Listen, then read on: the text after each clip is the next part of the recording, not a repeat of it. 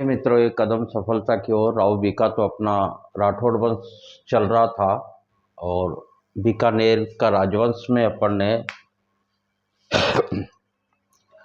राव बीका पढ़ लिया था।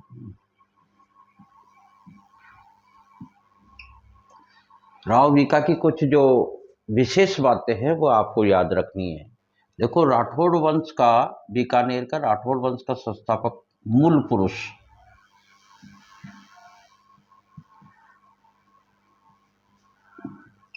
वंश का संस्थापक, मूल पुरुष कह दो, संस्थापक कह दो, प्रारंभिक जो राजधानी बनाई वो तो कोडमदेसर है।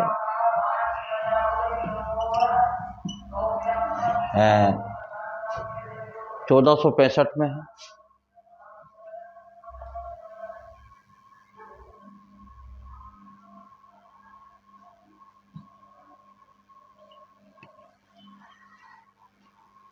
अपने आप को स्वतंत्र राजा घोषित कर दिया था कोडमदेसर में, और बाद में फिर राती घाटी स्थान चुना। राती घाटी पे बीकाजी की टेकरी है और बीकानेर शहर बसवाया।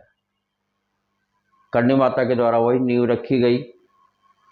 जोधपुर की नींव भी करणी माता के द्वारा रखी गई। आखा तीज, ये आपको याद रखना है। बीकानेर शहर,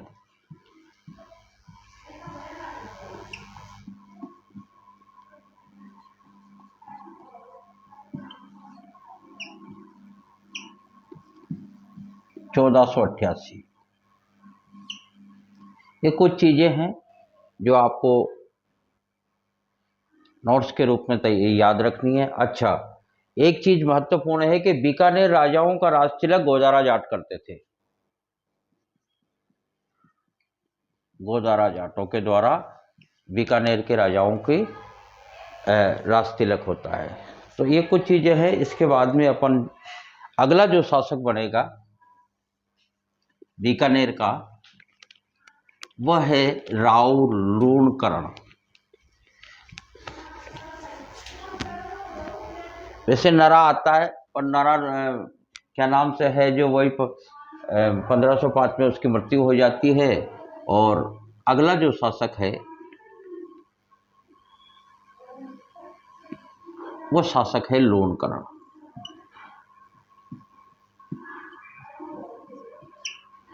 लूणकरण का जो शासनकाल है वो 1505 से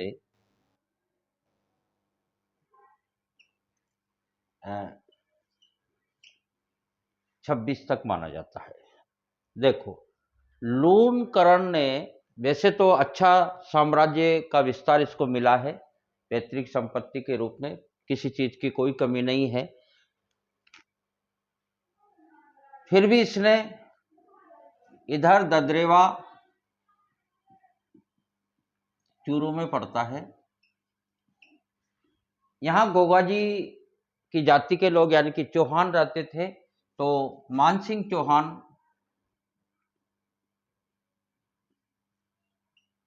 चौहान पर आक्रमण करके और ददरेवा पर अपना अधिकार कर लिया। दूसरा, कामखानियों पर अधिकार किया, इसने आक्रमण किया।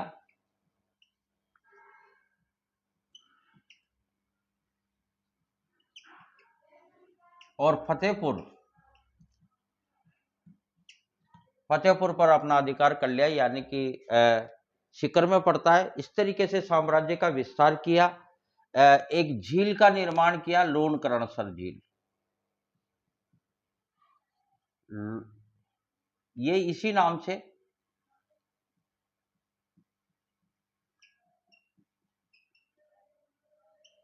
झील, शहर बसाया लूणकरण।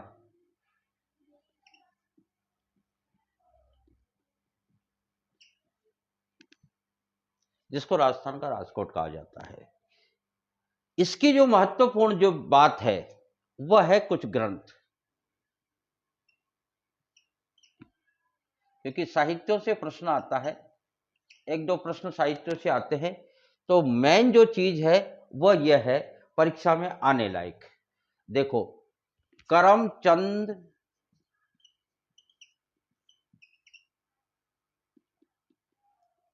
वंशोत्कीर्तनम,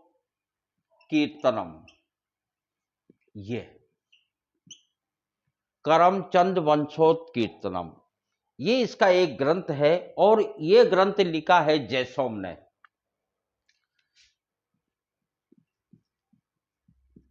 ये भी आपको याद रखना है। इसमें इसको कहा गया है दानीकरण। एक इसका दूसरा जो ग्रंथ है, ये बहुत महत्वपूर्ण ग्रंथ है, कई बार पूछा जा चुका है। करमचंद वंशोत्कीर्तनम जयसोम द्वारा लिखा गया है, इसमें इसको दानीकरण कहा गया है। एक ग्रंथ है इसका राव जेतशिरो छंद, राव जेतशिरो छंद, ये लिखा है बीटू सूजा ने। इसमें इसको कलयुग का करण कहा गया है।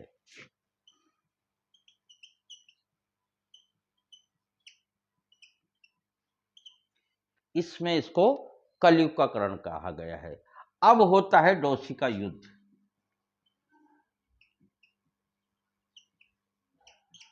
वो होता है 1500 नारनौल हरियाणा में, नारनौल हरियाणा। इस युद्ध में इसकी मृत्यु हो जाती है 1526 में। और अगला जो शासक है यानी कि बीका के बाद में नरा को आप मत मानो, उसकी मृत्यु हो जाती है। उसके बाद में लोनकरण, और लोनकरण के बाद में जो अगला शासक बनता है 1526 के बाद, यानी कि 1526 से लेके 1541 तक जो शासक रहेगा वह रहेगा राव जैतसी। और इसकी जो प्रमुख बातें हैं, इसने ददरेवा पर आक्रमण किया, मानसिंह चौहान को हराकर और चूरू पर अधिकार कर लिया, यानी कि ददरेवा पर अधिकार कर लिया। दूसरा जो आक्रमण कर रहे हैं वो खामखानियों के ऊपर है, फतेहपुर पर अधिकार करके और सीकर को अपने अधिकार क्षेत्र में ले लिया। लोनकरण सर झील है और लोनकरण शहर भी बसाया। दूसरी बात, जो इसके प्रमुख जो ग्रंथ हैं वो ग्रंथ है करमचंद वंशोत्कीर्तन, जो जयसोम ने लिखा, दानीकरण कहा गया है इस ग्रंथ में। दूसरा जो प्रमुख ग्रंथ है वो राव जेतशिरो छंद है, उस बीटू सूजा ने लिखा, और कलयुग का करण इसमें कहा गया। डोसी के युद्ध में नालौर हरियाणा में 1526 में इसकी मृत्यु हो जाती है। अगला जो शासक बनेगा बीकानेर का वो बनेगा राव जेतसी। देखो 1526 में इसकी मृत्यु हो जाती है, और 1526 में मृत्यु होने के बाद में अगला जो शासक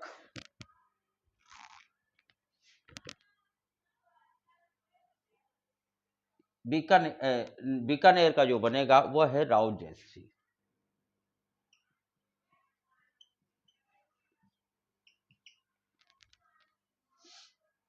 राव जैतसी। बाबर के कितने पुत्र थे? बाबर के पुत्र थे 4, हुमायूं, कामरान, आस्करी और हिंदाल। 4 बेटे थे। एक लड़की भी थी, अंगूरी। पूछा तो कभी गया नहीं, क्योंकि बाबर आपको पता है शराब का आदी आदमी था, शराब पीता था। खानवा युद्ध में अपन ने उस युद्ध में अपन ने इसको डिटेल से पढ़ लिया। यानी कि कामरान, अपन को काम में है कामरान से। कामरान को मिला था लाहौर,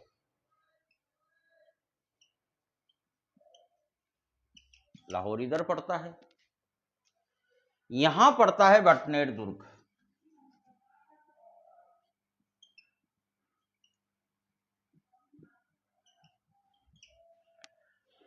उस समय बटनेर दुर्ग पर आक्रमण था, आपको पता हो तो बीका का जो काका था कांदल, उसका पुत्र था खेत सिंह। पीछे पड़ा है अपन ने। कामरान अटैक करता है बटनेर दुर्ग पर। और भटनेर दुर्ग को ये जीत लेता है। उसमें खेत सिंह की मृत्यु हो जाती है। अब जैसी सहयोग मानता है और युद्ध होता है राती घाटी।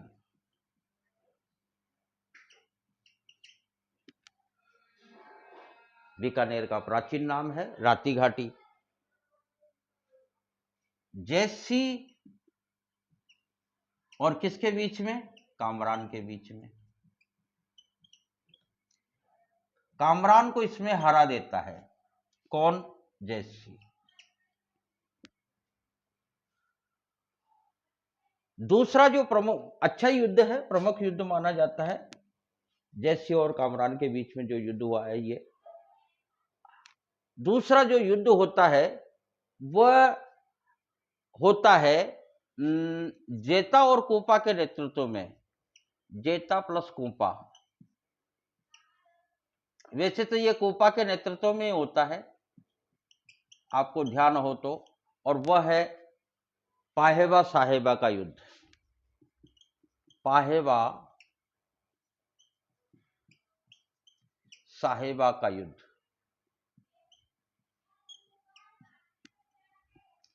कब? 1541-42। इसमें जैसी की मृत्यु हो जाती है।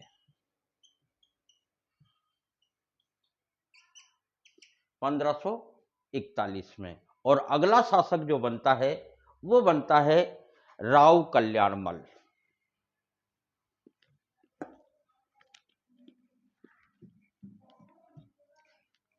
जो जो महत्वपूर्ण बातें हैं परीक्षा में आने लायक वो मैं आपको बता दूं।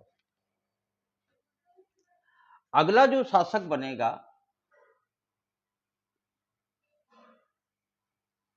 वो बनेगा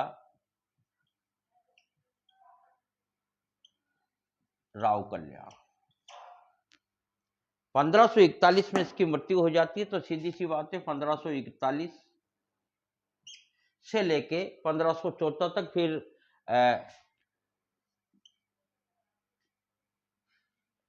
1574 तक। अब देखो उस समय एक बड़ा टर्निंग पॉइंट आता है और राव कल्याणमल एक ऐसा बीकानेर का प्रथम शासक है जिसने मुगलों की अधीनता स्वीकार की।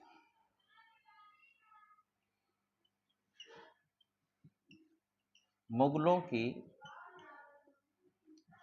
अधीनता स्वीकार की, क्योंकि आपको पता है 1570 में अकबर ने नागौर दरबार लगाया था और नागौर दरबार में लगभग राजपूताने के सभी राजाओं ने अधीनता स्वीकार कर ली थी। किसको छोड़कर? मेवाड़ के महाराणा को छोड़कर।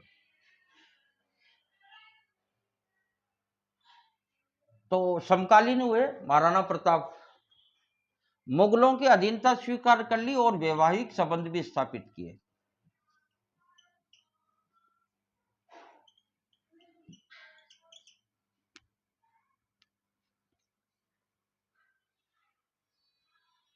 उस समय आपको पता है एक भयंकर युद्ध होता है मारवाड़ में। उस समय का जो समकालीन है वह कौन है? मालदेव है।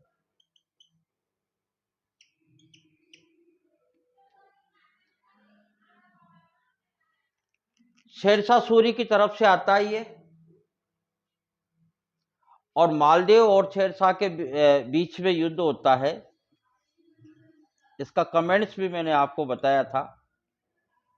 कौन सा? गिरी सुमेल।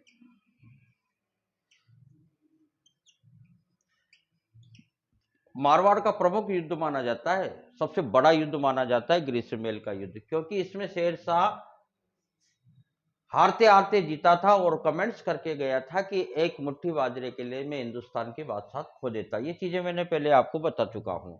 यानी कि 1544 में गिरी सुमेल का युद्ध हुआ था। अब राव कल्याण के 2 पुत्र हैं। अधीनता स्वीकार कर ली।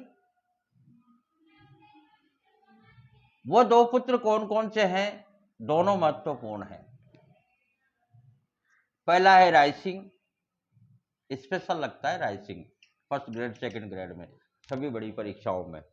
इसका शासन काल से लेके, और क्योंकि जूनागढ़ दुर्ग इसी ने बनाया है और देखने लायक है जूनागढ़ दुर्ग।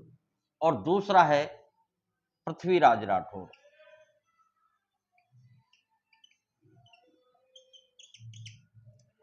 दोनों अकबर की शरण में चले गए थे। ये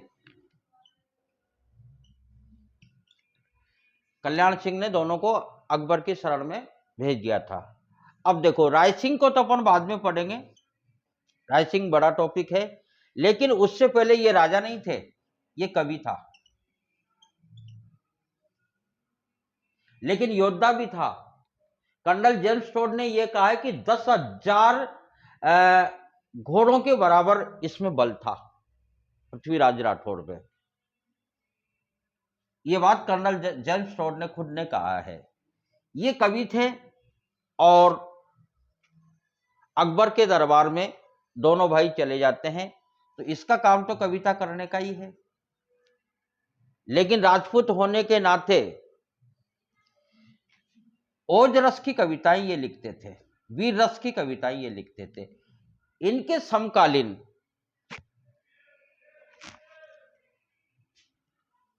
एक और भी कवि थे, क्योंकि कविताओं का काम राजपूत काल में अधिकतर चारण करते थे। तो अकबर के दरबार में रायसिंह और पृथ्वीराज राठौर तो चले ही गए, तो एक तो ये हो गए कवि पृथ्वीराज राठौर, और दूसरा है दुर्साहड़ा। दुर्साहड़ा के बारे में आपने कभी सुना नहीं होगा, आज मैं बता देता हूं आपको। दुर्साहड़ा वैसे तो बंगड़ी के ठाकुर के सेनापति थे। ये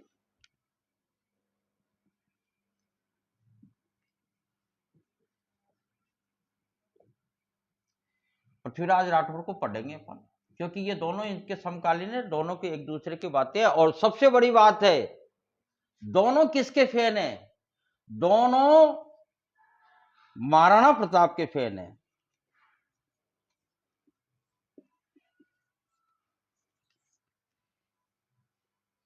यानी कि जब भी कोई पोस्ट निकलती महाराणा प्रताप की, तो दोनों बंदे लाइक करते, लगे रहो, हम आपके साथ हैं। जबकि नौकरी किस क्या कर रहे हैं? दरबार किसके किसके दरबार में? अकबर के दरबार में। लेकिन पोस्ट किसकी लाइक करते हैं? महाराणा प्रताप की। तो अकबर भी हैरान होता, लेकिन कवि और कलाकार किसी के बंधन में नहीं होते। कवि और कलाकार, चित्रकार, ये कभी किसी के बंधन में नहीं होते। ये कभी भी किसी के सामने किसी की भी सत्ता पलट कर सकते हैं। और फिर दुर्साहड़ा तो ऐसा कवि माना जाता है जो स्पष्टवादी, यानी कि राजाओं के मुंह पे कहने वाला कवि है। तो ये बंगड़ी के ठाकुर के यहां सेनापति थे। एक बार क्या होता है कि दंतानी का युद्ध होता है।